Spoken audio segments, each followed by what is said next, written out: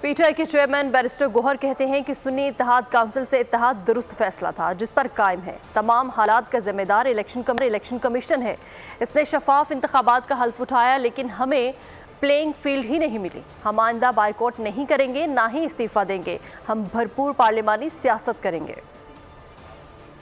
Difference of opinion ہو جاتا ہے. آج ہم نے ڈسکشن کی ہے, بالکل صحیح فیصلہ تھا. ہم we stand by this decision. میں یہ کہہ رہا ہوں کوئی بھی اس میں انوالو, الیکشن کمیشن کی ذمہ داری ہے, free fair and transparent election commission کی ذمہ داری, کسی اور کی ذمہ داری نہیں ہے. الیکشن کمیشن فقط ایک آرڈر کرتا کہ لیول پلینگ فیلڈ چاہیے, آپ کو اجازت ہے.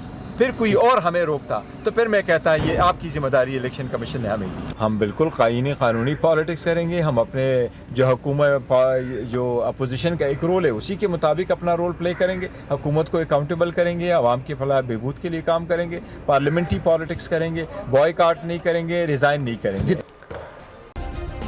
سبسکرائب کریں اور بیل دبائیں تاکہ کوئی خبر رہ نہ جائے.